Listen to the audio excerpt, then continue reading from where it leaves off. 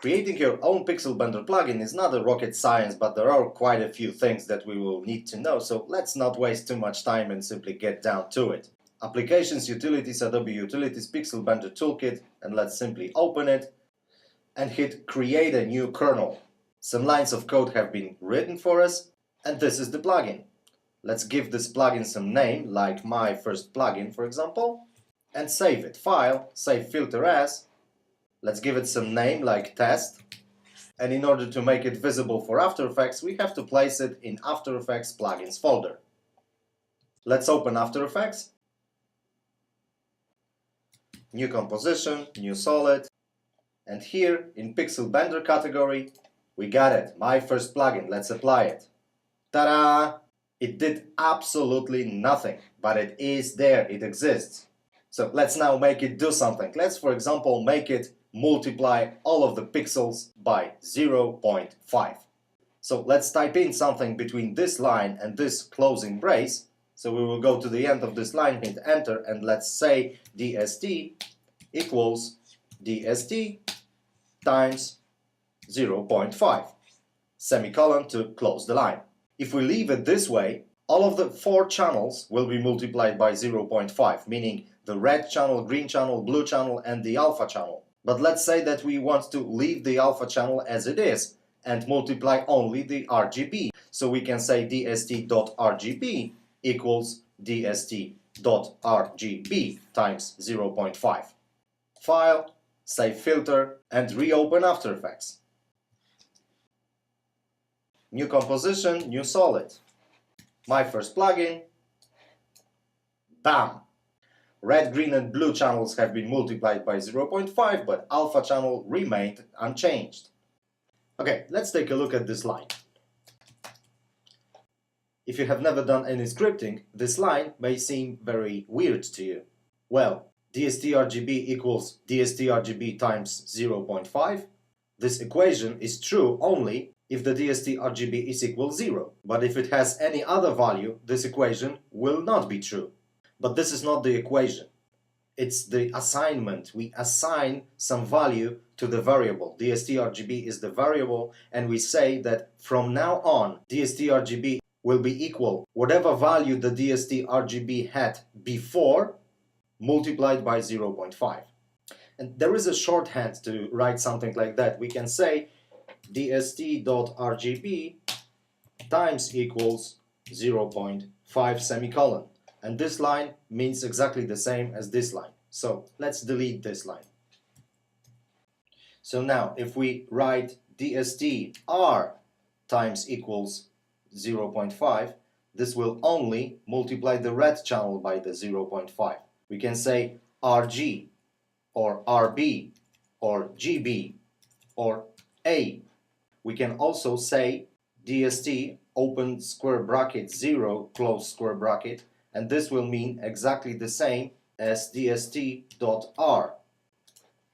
If we say 1, this is the green channel, 2 is the blue channel, and 3 is the alpha channel.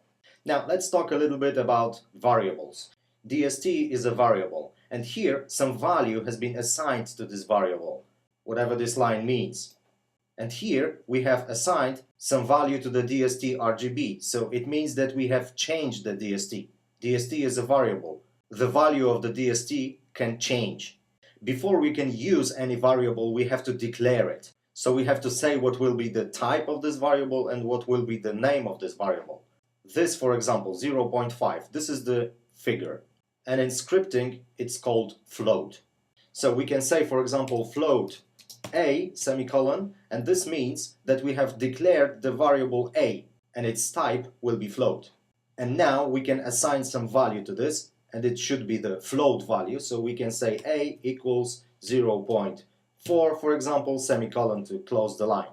I have done this in 2 lines, but I don't have to do it this way. I can do it in 1 line. I can declare the variable, and in the same line I can assign some value to this variable. So I can say float a equals 0.4.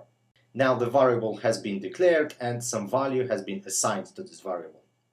To be more correct, I should say float a equals float 0.4. but in this case, in case of the floats, it's not necessary. Okay, we can also have another type of variables, like float2. Let's say float2b equals float2 0.4, 7.1, close parentheses, semicolon to close the line. Float2 is the float that has two elements. Position, for example, is a good example of float2. Position has the x position and y position. But of course it doesn't have to be the position. It was just an example. And we also can have float3 or float4. Let's say float4c equals 1.0, 1.0, 0.5, 1.0, close parentheses and semicolon to close the line. Float4 may represent the color, for example, red, green, blue and alpha channel. The color can be also represented by some other type of variable, and it's pixel 4. Let's say pixel 4d equals, and let's simply copy this value and paste it here. This pixel 4 type of variable is specific to Pixel Blender.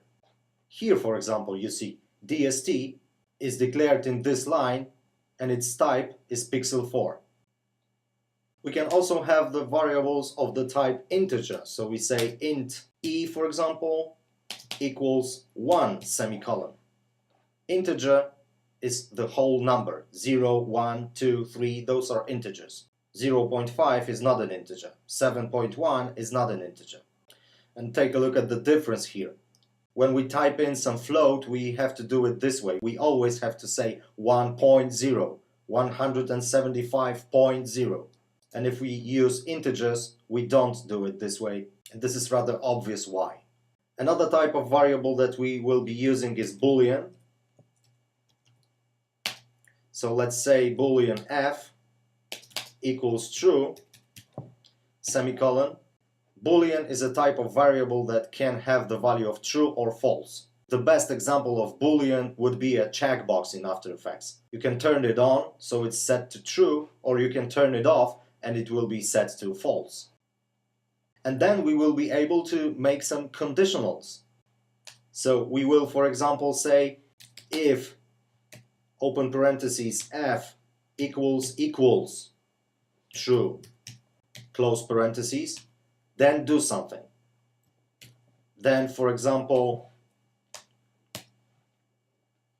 assign the value of 0.6 to the a variable.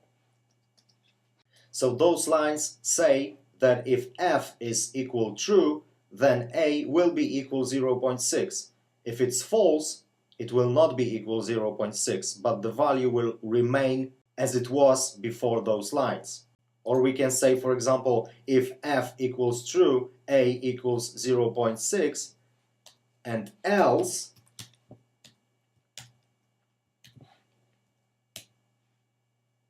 a will be equal, for example, 1.2.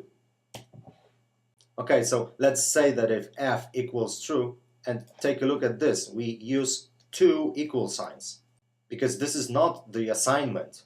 Here we check if. So this is the logical equal sign.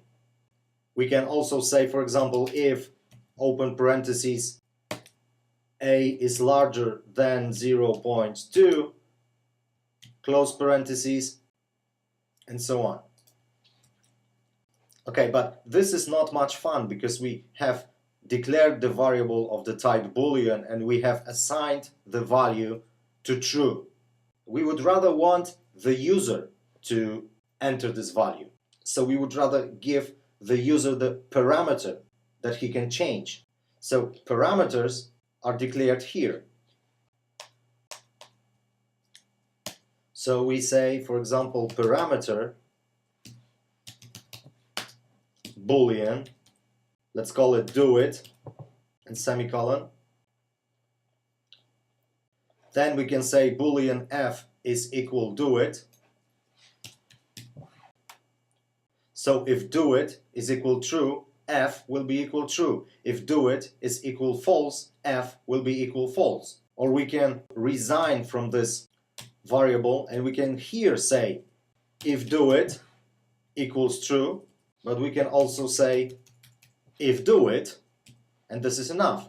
If do it, then a equals 0.6, and else a is equal 1.2. Let's say that if do it, a is equal 0.0, and else if not do it, a is equal 1. Now we can, for example, delete this line, and after all those lines we can say dst.rgb times equals a, close the line with a semicolon. Before we save this file, before we open After Effects, we can check if it works here inside Pixel Blender. So we simply hit run. And now we see that here we have the error. So we can double click this line to go here. And as you can see, I made an error because I said float for c equals, and I gave 4 values, but unfortunately I have to say float 4 and those 4 values, and I have to do the same here. Pixel 4 and those 4 values, run. And we have the message that we have to load the image in order to test this plugin. So let's load some image. The plugin is running, so let's select do it. And we have the black image. Why? Because if do it, then a is equal 0, and destination RGB will be multiplied by a. So now it's multiplied by 0. So if we uncheck it, the a will be equal 1. So now destination RGB will be multiplied by 1. So it will remain the same. So we know how to declare parameters, we know how to declare variables, we know how to assign some values to the variables, we know the basic types of the variables. So let's take a look at this line. This is the line that was provided once we created the new plugin. It assigns some function to the DST. The only thing that I would like to change here is, instead of saying sample nearest, I will say sample linear. And don't ask me why. It simply works better. We can say, for example, source equals, but before we have to declare this variable, we use the name source for the first time. So we have to say that this is the pixel 4. Pixel 4 source equals something like that. And now we can say, for example, dst equals source. Semicolon. We don't have to do it this way, but sometimes it's clearer. Run, do it, don't do it, do it, don't do it. So let's save this filter and open After Effects. New composition, new solid.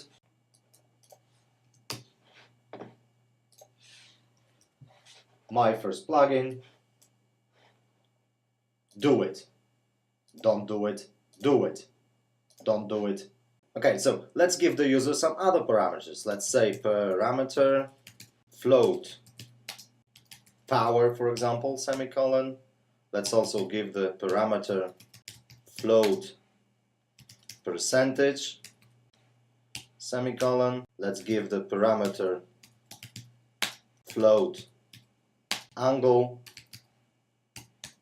parameter float to position, parameter pixel 4 color, and let's say parameter int selection. Integer is perfect for making selections. You can set it to 0, 1, 2, 3 and so on, and then you will be able to say if selection is equal 2, do something. If selection is equal 0, do something else, and so on. Let's run it, and we have several sliders here. Let's save the filter and open After Effects. So now we have the Do It checkbox as we had before, but after that we have many other sliders. Does it look nice? Here, for example, color. We just have 4 sliders for color. Wouldn't it be nicer to have just a color picker? Or here, selection. This is the integer, but we have to slide through those values. This will be for selection, so I would rather have the pop-up menu. Position, it would be better to have the point. Angle should be the angle control. Percentage, it would be nice to have the little nice percentage sign here. Power looks okay, do it looks okay, but those ones need some treatment. So let's treat the color first. We can give the parameters some features, and we do it before the semicolon that executes the creation of the parameter. And we do it like this. Bam, bam. And here we can say AE UI control colon, and in quotes we say AE color, close quote and semicolon. Percentage, let's say AE percent slider. Here parameter angle, AE angle, and this is the position, so we will say AE point for the AE UI control. And now selection, this should be the pop-up menu. AE UI control, AE pop-up, and then we have to say AE pop-up string colon, and we will say 1, then something like this, then we will say 2, and let's say 3. Close quote, semicolon. Here let's also say 0. This will become clear when you see it in action. We can also give some other features to our parameters. We can, for example, say for this percentage, we can say min value colon 0,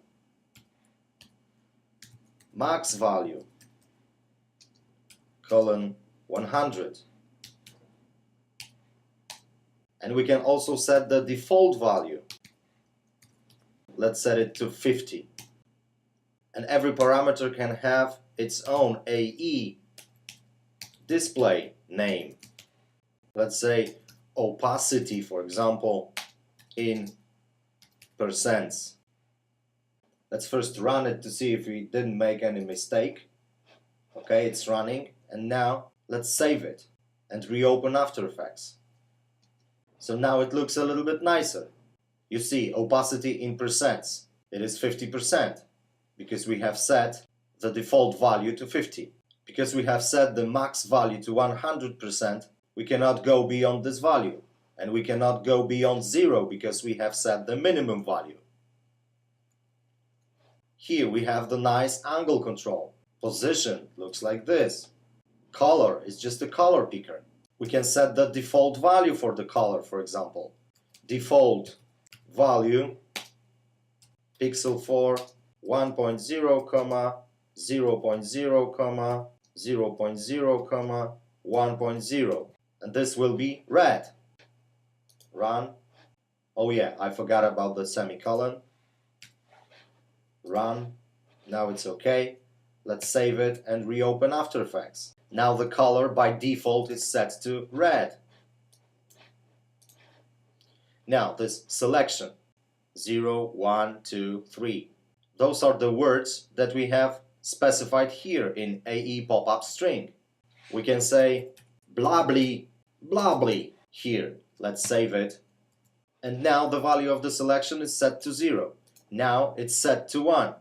Now it's set to 2. This is just a string. This is just for humans. And this sets the value of the selection to 3. Okay, there are two more things that you will need to know: the loops and the functions. Let's start with the loops. Let's, for example, in this conditional, let's say that if not do it, some ridiculous value will be assigned to the A variable, like 1.5, for example. And let's now clip the result of this line to 1. If any of the channel will exceed 1, it will be clipped to 1. Let's say that the input red channel is equal to 0.8. If it's multiplied by 1.5, it will be equal 0.8 times 1.5 is equal 1.6, right? Wrong. It will be equal 1.2. But anyway, it's greater than 1. So we can say if dstr is larger than 1, then dstr will be equal 1. Then we can say, let's simply copy this and paste it here. If dstg is larger than 1, then dstg equals 1. And once again, paste. If dstb is larger than 1, then dstb will be equal to 1. So those three lines clip destination RGB to 1. But instead of saying something like that, we can as well say, do the clipping for every channel. So we say for, and now in parentheses, we say for what. Before that, let's declare some variable. Let's say int I, and here we will say for every I that at the beginning is equal 0, if dst open square bracket I close square bracket is larger than 1.0 close parentheses, then dst I is equal 1.0 semicolon. And let's close this brace. And this is the loop. The first time it runs, the I is equal 0. So we say if dst 0, because I is equal 0, is larger than 1, then dst 0 is equal 1. And let's complete this line. So we say semicolon I is smaller than 3, and another semicolon, and we say I plus plus. Okay, what does it mean? Enter the loop with the I that's value is set to 0. Do it until I is smaller than 3. And each time that you complete this task, increase I by 1. So those lines will be executed 3 times. For I that is equal 0, for I that is equal 1, for I that is equal 2, but it will not be executed for I that is equal 3, because 3 is not smaller than 3. And as you remember, 0 is for the red channel, 1 for green, and 2 for blue. And alpha channel, which is 3, will be ignored. So this is what loops are all about. Okay, this all may sound a little complicated, but trust me, if you watch this video 1,000 or 3,000 times, it will all become really clear and simple. Now let's talk about functions. But first let's make some order here. We have to delete all those lines, because the clipping is done by this loop. And let's create the function that will clip the values. We create the functions somewhere before those lines, before this void evaluate pixel.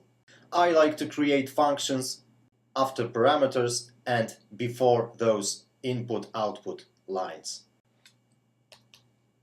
So I will first write a comment. This is the comment, 2 slashes, and I will say functions. And let's create our first function. What are functions? We give the functions some input or some inputs. The function does its job and returns something, some value. It can return float, integer, boolean, float4, whatever. Our function will do the clipping. So its type will be pixel4. So let's say pixel4, and let's call this function clip. And here in parentheses we will specify what inputs this function will require. So it will require the pixel4 variable, and let's call it anything like RGBA. And the next parameter it will need will be the float, and let's call it threshold. And now we will define this function. So we will simply cut those lines and paste them here. And now let's make some changes. Here for I, this is okay, but here let's change DST to RGBA. This is the name of the variable, this is the name of the input. And if this will be larger than the threshold, then set its value to the threshold value, and we will need the result. So we say return RGBA. So the function will get the RGBA and the threshold. It will make its job and will return the resulting RGBA. I know, I made a mistake. It should be threshold. And here threshold, and here threshold. But Pixelbender doesn't speak English, so it will not notice.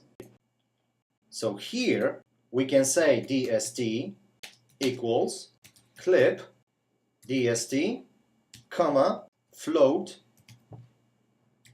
1.0 and close those parentheses and semicolon.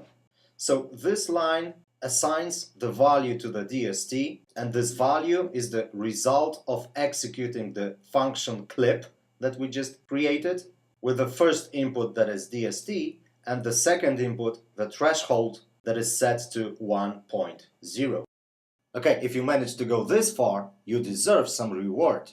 I will now show you the secret option, the option that is not documented anywhere. We will make our plugin be 32 bits per channel compatible. Let's activate the secret option. So we will type in secret option colon 32 BPC space make active semicolon. But this line will return the error. So in order to avoid this, we have to before that give 2 slashes. Now it's a comment, so the program will simply ignore it. The real power of this line will be revealed when we create the next line, which will read boolean this was a joke equals true semicolon. The real secret is that all Pixelbender plugins are 32 bits per channel compatible, so we can simply delete those lines. Okay, lot of knowledge, right? But unfortunately this is not all. But I will not go any further. We didn't even touch the subject of changing the color of the pixel depending on the neighbor pixels, because it is possible to create plugins that make some blurs. I didn't say anything about the size of the picture that we can change, but let's leave it.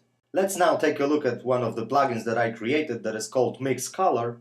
First, let's see what it can do. So we have this picture, and below this we have the layer that looks like this. Let's say that we want to mix some color into this image using some blending mode, but only to the area that is specified by the white pixels of this picture. So first we will simply set matte on this layer, and we will choose this layer below and its luminance. Now we will take the mix color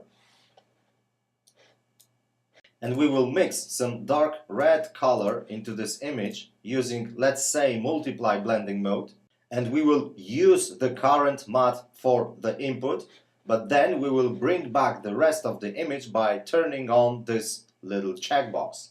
If we disable the first option, the solid will be mixed all over the picture. If we enable it, only the current alpha will be used for mixing this color. So this is what this plugin can do. We can also set the opacity that will be used for mixing this color. So now let's analyze this. As you can see, I used 5 parameters. Here we have 2 Boolean parameters. Here we have the pixel 4 parameter. This is the integer parameter. And this is the float parameter that has AEUI control of percentage slider. Let's take a look at this plugin.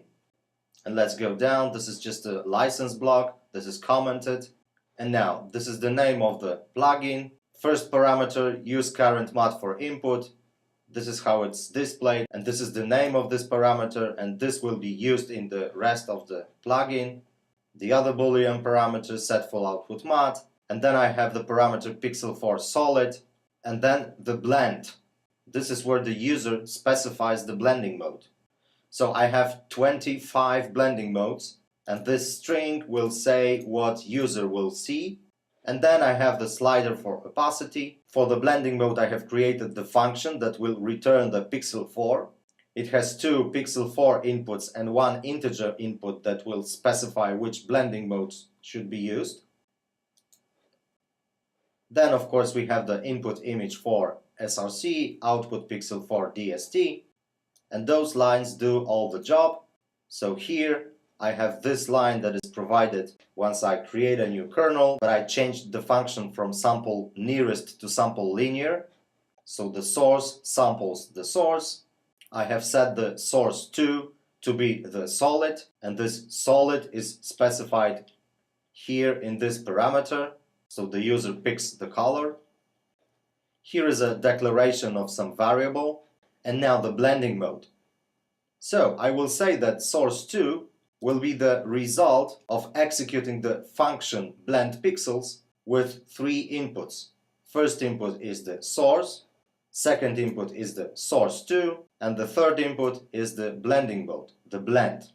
So it's this parameter. Then those lines say what we should do with the alpha, with the current alpha, and what should be put into the output alpha. So if the user chooses to set the full output mat, the destination alpha will be simply equal 1, and else destination alpha will be equal source alpha, which means that will simply remain unchanged. And here, if the user chooses not to use the current mat for input, here, take a look at this one.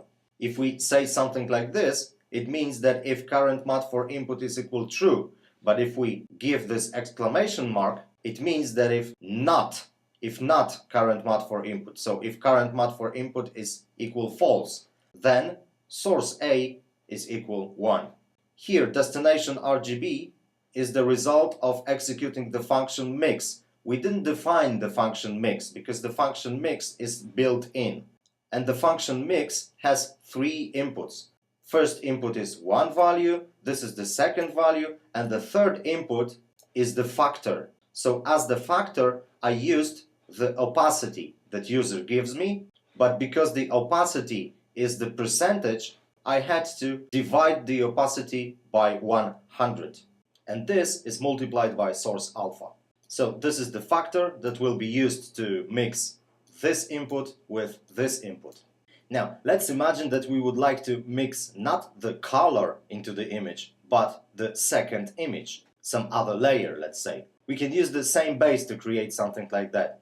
In order to get the pop-up that will allow us to select another layer, the only thing we need to do is to give the plugin the second input. So here, we would type in input, image 4, and let's call it src2. This will be our second source. And here, instead of saying that source 2 will be equal to solid, so to the color that user specifies, I will say that source 2 should be the sampled src2. So I will copy this line, paste it here, and change src to src2. Source is sampled src and source 2 is sampled src2. And I don't have to do anything else, but then I don't need the parameter to pick the color, so I can simply comment this. So if I put slash asterisk before the parameter and asterisk slash after the parameter, those lines will be ignored, so we will not see this parameter in our plugin. So basing on the same core, I was able to create another effect, another plugin, and I called this second plugin Mix Layer, and let's take a look at the final version of this Mix Layer plugin. We have the diffuse path that comes from 3D application. Let's use the Mix Layer, and here, this input 2, this is the result of giving this line. So giving the second input gives us, as the result, the pop-up that will allow us to choose some other layer from the composition. And there is a limitation. We cannot use more than 2 inputs. The first input is the layer itself, and the second input is the one that we choose from this pop-up. Then I gave several parameters to be able to adjust the second input, and I used the gain gamma lift approach to this. And the last parameters, blending mode and opacity, are exactly the same as in Mix Color plugin. So if we take a look at this plugin, you will see that the core is exactly the same, but some more parameters are added and some more operations are performed on our images. I have created some functions here, and the last one, blend pixels, this is exactly the same function that I used in Mix Color. I have 2 other functions, for example, gain gamma lift here. This is for color correction. The formula that is used here to calculate all of the pixels basing on colors that I call mix gain, mix gamma, mix lift is as follows. we take the source and add the lift color multiplied by inverted source, so this will be 1 minus source. Then we multiply everything by the gain, and this all is lifted to the power of 1 divided by the gamma. So this is the formula. The only thing that is done here in gain gamma lift function is converting this formula to the language that Pixelbender understands. But here I have the division, and I have to prevent from dividing by 0. So here is the workaround, and if we want to use the power of, we use the function power with 2 inputs. This is one input, and this is the second input. Now, the function blend pixels. What is blending? What are blending modes? Blending modes are simply algorithms that are used to mix one image with another image, one color with another color. So I have searched the internet to find the formulas that are used when mixing colors with a certain blending modes. And I used those formulas here in this function, converting it to the language that is understandable for Pixelbender. In some cases, formulas assume dividing by some value, and we always have to make sure that we don't divide by 0. So I always say that if the divisor is equal 0, change it to something else or use some other formula. And here are all of the blending modes that I used in those 2 plugins, Mix Color and Mix Layer. Those are most of the blending modes that are available in After Effects, and some other blending modes that are not available in After Effects. I found them somewhere, I don't exactly remember where, but they are also available here. Okay, I will not go any further into analysis. You can simply download the plugins and analyze them yourself. So where to go from this point? Where to find the resources for further learning? Of course, we have the help, like here, Pixelbender language specification, Pixelbender developer guide, hundreds of pages of codes and explanations and so on, but this is rather difficult. Maybe someday you will be ready to open those files. But who reads manuals? The best way of learning, in my opinion, is to analyze other people's work. So simply download as many Pixelbender plugins as you can, go through the code, try to understand this, and there are many places to find the Pixelbender plugins. One of them is Adobe Exchange. So if we open this, you can select Pixelbender, choose all, and there are hundreds of them. Some of them are for Flash, some of them are for Photoshop and After Effects. Don't worry if the plugin is not for After Effects. It costs nothing to download it and analyze this. Maybe you will find the way to convert it to After Effects. The point is to study the code. You can find many Pixelbender plugins on aescripts.com. Here, for example, there are many plugins created by François Tarlier. François has his blog. A lot of knowledge can be found here. For example, gain gamma lift formula that I used in my plugins. I have found it on this blog. Some useful knowledge can also be found at Multanen's webpage.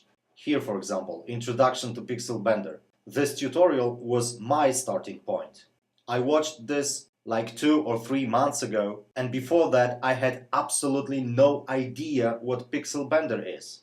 So I would like to encourage you to get as much knowledge as you can, analyze as many Pixelbender plugins as you can.